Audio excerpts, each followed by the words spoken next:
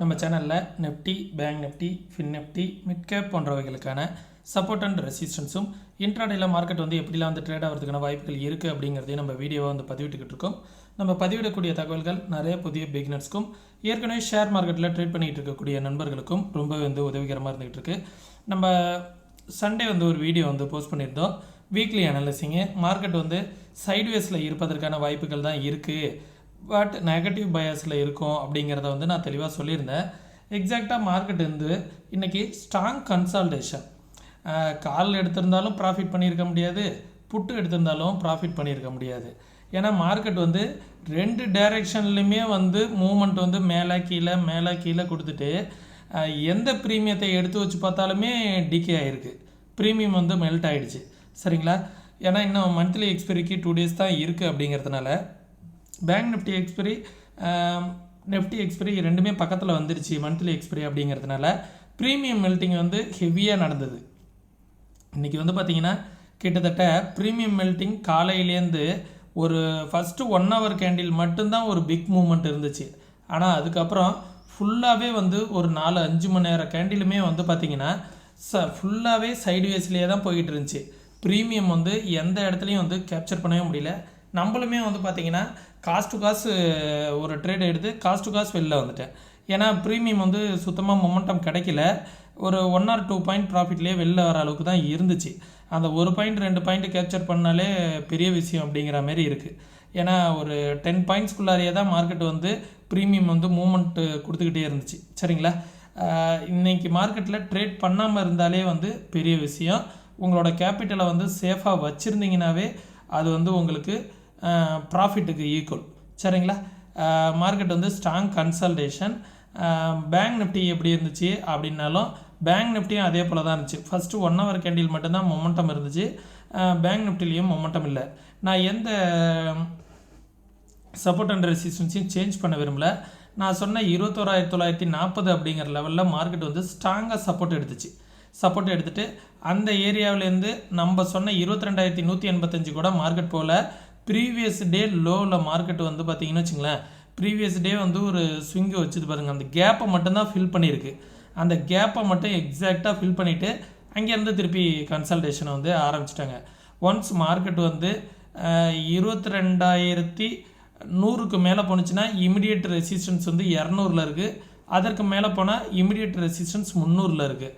அதுக்கு மேலே போணுச்சு அப்படின்னா இமிடியேட்டாக வந்து நம்மளோட ட்ரெண்டு வந்து இருக்குது. நம்ம வீடியோ வந்து ரெகுலராக பார்க்கக்கூடிய நண்பர்களுக்கு தெரியும். மார்க்கெட் வந்து இப்போ ட்ரெண்டை பிரேக் பண்ணியிருக்கு. ரீடெஸ்ட் பண்ணுறதுக்கு முயற்சி பண்ணிக்கிட்டு இருக்கு. ரீடெஸ்ட் பண்ணுறதுக்கு முயற்சி பண்ணுது. அது எவ்வளோ தூரம் போகலான்னா 300-400 வரைக்கும் போகலாம். அதிகபட்சம் 500 வரைக்கும் போகிறதுக்கான பாசிபிலிட்டிஸ் இருக்கும். ரீடெஸ்ட் பண்ணுச்சு அப்படின்னா அங்கேருந்து மார்க்கெட் ஃபால் ஆகிறதுக்கான சான்சஸ் கூட இருக்குது.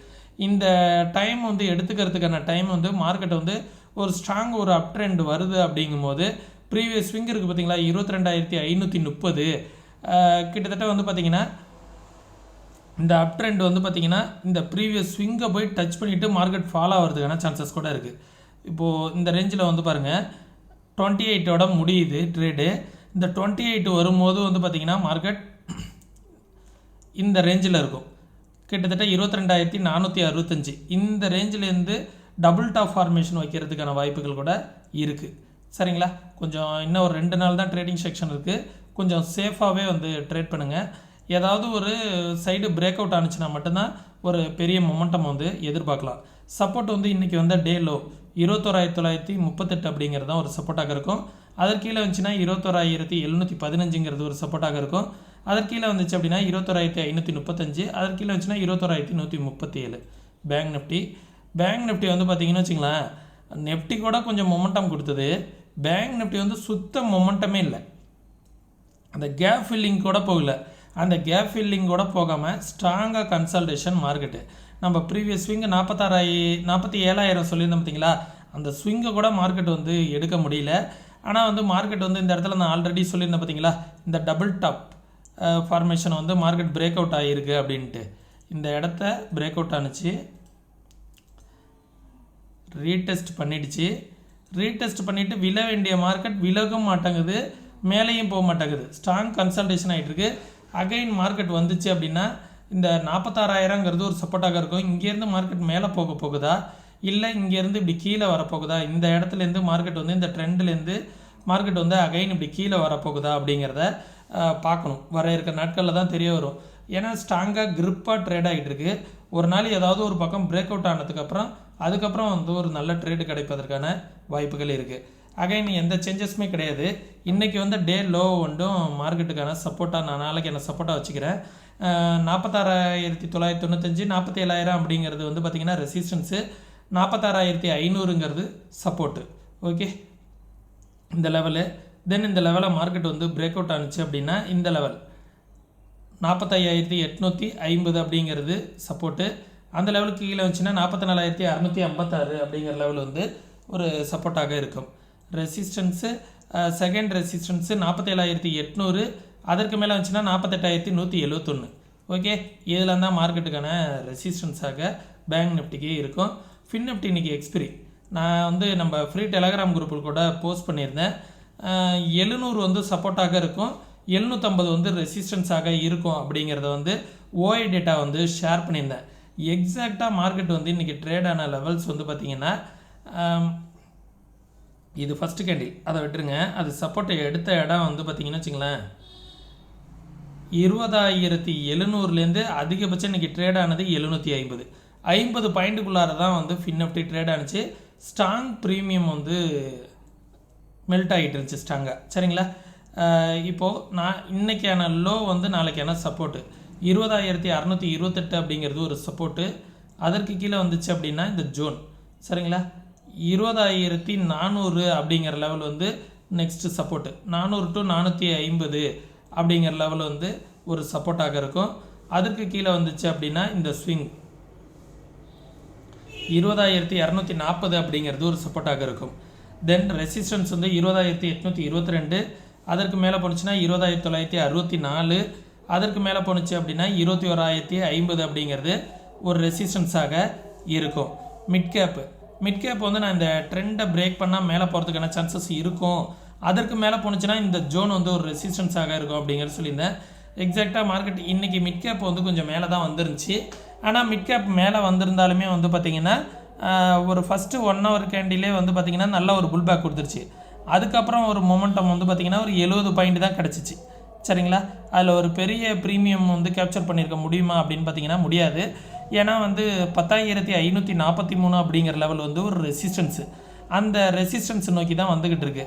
இதை வந்து பார்த்தோம் அப்படின்னா வந்து பார்த்திங்கன்னா ஒரு ஹெட் அண்ட் ஷோல்டர் பேட்டர்ன் மாதிரி ஃபார்ம் ஆகிருக்கு 1 hourல. இந்த இடத்துல ஒரு 1 hourல ஒரு ஹெட் அண்ட் ஷோல்டர் பேட்டர்ன் வந்து இன்வெர்டட் ஹெட் அண்ட் ஷோல்டர் வந்து ஃபார்ம் ஆகிருக்கு. இந்த லெவல் இப்படி ஒர்க் ஆனிச்சு அப்படின்னா கொஞ்சம் மேலே போகிறதுக்கான பாசிபிலிட்டிஸ் கூட இருக்குது. இந்த லெவலை வந்து பாருங்கள், இது ஒரு ஷோல்ட்ரு, இது ஒரு ஷோல்ட்ரு, இதற்கு கீழே இது ஒரு ஹெட்டு. இது பிரேக் அவுட் ஆனிச்சு அப்படின்னா இந்த ட்ரெண்ட் வரைக்கும் கூட மறுபடியும் போகலாம் அப்படிங்கிறது தான் இன்டிமேட் பண்ணுது. இந்த லெவல் இந்த ட்ரெண்ட் இருக்குது பார்த்தீங்களா, இந்த ட்ரெண்ட் வரைக்கும் போகலாம் அப்படிங்கிறத இன்டிமேட் பண்ணுது. ஒன்ஸ் இந்த லெவலை பிரேக் அவுட் ஆனிச்சு அப்படின்னா நிஃப்டி வந்து 22,500 அப்படிங்கிற லெவலுக்கு இந்த இடத்துக்கு போகும்போது என்ன ஆகும் அப்படின்னா மிட் கேப்பும் வந்து இந்த லெவலில் போய் ரீடெஸ்ட் பண்ணும். சரிங்களா, இந்த லெவலுக்கிட்ட போய் ரீடெஸ்ட் பண்ணிட்டு, ஏன்னா வந்து ட்ரெண்டை பிரேக் பண்ணிவிட்டு ஒரு ப்ராப்பராக ஒரு ரீடெஸ்ட் பண்ண முடியல. சப்போஸ் நிஃப்டி மேலே போகும்போது 22,500 அப்படிங்கிற லெவலுக்கு போகும்போது இதுவும் வந்து ரீடெஸ்ட் பண்ணிவிட்டு இங்கேருந்து ஃபால் ஆகிறதுக்கான சான்சஸ் இருக்கும் மிட் கேப்பும். இதை நல்லா பார்த்துக்கோங்க. மிட் கேப்பு எப்போ அப் ட்ரெண்ட் வரும் அப்படின்னா இந்த சேனல் பேட்டர்னுக்குள்ளார இந்த ட்ரெண்டுக்கு மேலே வரும்போது மட்டும்தான் ஃபர்தராக வந்து ஒரு அப் ட்ரெண்டுக்கான சான்சஸ் இருக்கும் மிட் கேப்பை பொறுத்த வரைக்கும். நாளைக்கு பேங்க் நிஃப்டி எக்ஸ்பீரி அப்படிங்கிறதுனால பேங்க் நிஃப்டி வந்து எப்படி ட்ரேட் ஆகிறதுக்கான வாய்ப்புகள் இருக்குது, ஓஐ டேட்டா என்ன சொல்ல வருது அப்படிங்கிறத பார்த்துருவோம். 47,000 அப்படிங்கிற லெவல் வந்து ஸ்ட்ராங் ரெசிஸ்டன்ஸு. இன்பிட்வீன் வந்து எவரி 100 பாயிண்ட் வந்து ரெசிஸ்டன்ஸாக இருக்குது. 46,800, 46,700 எல்லாமே வந்து ரெசிஸ்டன்ஸாக இருக்குது. சப்போர்ட் வந்து 46,500 சப்போர்ட்டு, 46,000 அப்படிங்கிற லெவல் வந்து சப்போர்ட்டாக இருக்கும். புட் சைடு வந்து ஒரு சிக்னிஃபிகண்ட்டான ஓஐ டேட்டா வந்து இல்லை நண்பர்களே. ஆனால் புட் சைடு வந்து ஃபாலோ ஆகும் அப்படிங்கிறத இன்டிமேட் பண்ணுது. ரெசிஸ்டன்ஸ் வந்து பார்த்திங்கன்னா 47,000 வந்து ஸ்ட்ராங் ரெசிஸ்டன்ஸ் வந்து பில்ட் ஆகிருக்கு. அதனால் இந்த இடத்துல வந்து பேங்க் நிஃப்டியில் வந்து புட் சைடு அப்படிங்கிறது வந்து பார்த்திங்கன்னா ரொம்பவே வெயிட்டாக இருக்குது. அதையும் பார்த்துக்கோங்க. நிஃப்டி என்ன சொல்ல வருது ஓஐ டேட்டா அப்படிங்கிறதையும் பார்த்துடலாம். நிஃப்டியோட ஓஐ டேட்டாவும் வந்து கிட்டத்தட்ட புட்டில் வந்து 22,000 அப்படிங்கிற லெவல் வந்து ஒரு சப்போர்ட்டாக இருக்குது. ஏன்னா புட்டை வந்து ஓவராலாக வந்து ரைட் பண்ணியிருக்காங்க. அதனால தான் மார்க்கெட் வந்து 22,000 அப்படிங்கிற லெவலை வந்து பிரேக் பண்ண ரொம்ப கஷ்டப்பட்டுக்கிட்டு இருக்குது. 22,000லே மார்க்கெட் வந்து சப்போர்ட் எடுத்துக்கிட்டே இருக்குது. இந்த இடத்துல 22,000ங்கிற லெவலில் மார்க்கெட் வந்து சப்போர்ட் எடுத்துச்சு அப்படின்னா 22,500 வரைக்கும் போகலாம் அப்படிங்கிறத நான் வீடியோவில் ஆரம்பத்திலே சொன்னேன் பார்த்தீங்களா. இந்த 22,500 அப்படிங்கிற இந்த லெவல் வரைக்கும் போகிறதுக்கான பாசிபிலிட்டிஸ் இருக்குது அப்படிங்கிறது தான் வந்து காமிக்குது. அதே தான் வந்து ஓஐ டேட்டாவும் சொல்லுது. 22,000 அப்படிங்கிறது ஒரு சப்போர்ட்டாக இருக்குது, 22,500ங்கிறது ஒரு ரெசிஸ்டன்ஸாக இருக்குது. மேலே வந்துச்சு அப்படின்னா ஃபர்தராக இங்கேருந்து மேலே வரதுக்கான வாய்ப்புகள் இருக்கும். ஆனால் வந்து ஒரு எவ்ரி 100 பாயிண்ட் வந்து ஸ்ட்ராங் ரெசிஸ்டன்ஸ் வந்து பில்ட் ஆகிட்டு இருக்குது. இதெல்லாம் கொஞ்சம் பார்த்துக்கோங்க. இன்னும் மந்த்லி எக்ஸ்பைரிக்கு 1 or 2 days இருக்குது அப்படிங்கிறதுனால ஒரு வைலண்ட் மூவ்மெண்ட் கண்டிப்பாக இருப்பதற்கான வாய்ப்புகள் இருக்குது. ஒரு 100 பாயிண்ட்ஸ் 200 பாயிண்ட்ஸ்லாம் வந்து இன்றைக்கி கன்சல்டேஷன் ஆன பாயிண்ட்லேருந்து மேலேயோ கீழேயோ பிரேக் அவுட் ஆணுச்சு அப்படின்னா ஒரு நல்ல ஒரு மார்க்கெட்டோட மொமெண்டம் இருப்பதற்கான வாய்ப்புகள் இருக்குது.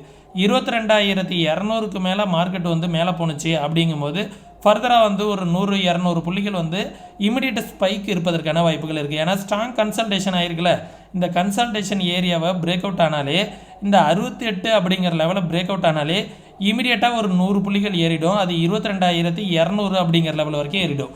அதற்கு மேலே ஏறிச்சு அப்படின்னா 300ங்கிற லெவல் வரைக்கும் ஏறுவதற்கான வாய்ப்புகள் இருக்குது. அதற்கு மேலே போணுச்சு அப்படின்னா நல்லாவே வந்து ஒரு 400-450 அப்படிங்கிற லெவல் வரைக்கும் போகிறதுக்கான சான்சஸ் கூட இருக்குது. சரிங்களா. எப்போதுமே மார்க்கெட்டை வந்து ஸ்ட்ராங்காக வந்து அனலைஸ் பண்ணிவிட்டு உங்களோட வியூ வந்து எப்படி இருக்குது அப்படிங்கிறத ஃபஸ்ட்டு பேப்பர் ட்ரேட் பண்ணி பாருங்கள். நான் வந்து நான் சொல்லக்கூடிய விஷயங்கள் வந்து தவறாக போகிறதுக்கான வாய்ப்புகள் கூட நிறையா இருக்குது. நீங்களும் அனலைஸ் பண்ணி பாருங்கள். ஃபஸ்ட்டு வந்து பேப்பர் ட்ரேட் பண்ணி பாருங்கள். கன்சிஸ்டண்ட்டாக உங்களால் ஆப்ஷனில் ஜெயிக்க முடிஞ்சால் மட்டும்தான் நீங்கள் ஃபர்தராக வந்து ரியல் ட்ரேட் வந்து பண்ணணும். அப்படி இல்லை அப்படிங்கிற பட்சத்தில் உங்களோட ஃபினான்ஷியல் அட்வைசர்கிட்ட கன்சல்ட் பண்ணிவிட்டு அதுக்கப்புறமா வந்து நீங்கள் ட்ரேட் பண்ண ஆரம்பிக்கலாம். அதே நேரத்தில் நீங்கள் வந்து மார்க்கெட்டை வந்து ப்ராப்பராக கற்றுக்கணும் அப்படின்னு நினச்சிங்க அப்படின்னா மார்க்கெட் வந்து இதே போல் அனலைஸ் பண்ணணும், நீங்கள் யாரோட உதவியும் இல்லாமல் ட்ரேட் பண்ணணும் அப்படின்னு நினச்சிங்கன்னா டிஸ்கிரிப்ஷனில் வாட்ஸ்அப்க்கான லிங்க் கொடுத்துருக்கேன். மெசேஜ் மட்டும் பண்ணுங்கள். கற்றுக்கணும்னு நினைக்கிறவங்க மட்டும் மெசேஜ் பண்ணுங்கள். கால் எதுவும் பண்ண வேணாம். நம்ம சேனலுக்கு ஏதாவது சப்போர்ட் பண்ணணும் அப்படின்னு நினச்சிங்கன்னா ஃப்ரீ டிமாண்ட் அக்கௌண்ட் ஓப்பன் பண்ணுறதுக்கான லிங்க் வந்து டிஸ்கிரிப்ஷனில் கொடுத்துருக்கேன். ஃப்ரீ டிமாண்ட் அக்கௌண்ட் வந்து ஓப்பன் பண்ணிக்கோங்க. ரொம்பவே வந்து ப்ரோக்கரேஜ் வந்து கம்மியாக இருக்கும். சரிங்களா. நம்ம சேனலை வந்து சப்ஸ்கிரைப் பண்ணாமல் நிறைய பேர் பார்த்துக்கிட்டீங்க. நம்ம சேனலை வந்து சப்ஸ்கிரைப் பண்ணுங்கள். இந்த வீடியோ யூஸ்ஃபுல்லாக இருந்துச்சுன்னா உங்களுடைய நண்பர்களுக்கு வந்து ஷேர் பண்ணிவிடுங்க. மீண்டும் இன்னொரு இது போன்ற பயனுள்ள வீடியோவில் சந்திக்கும் வரை தொடர்ந்து இணைந்திருங்கள். நன்றி, வணக்கம்.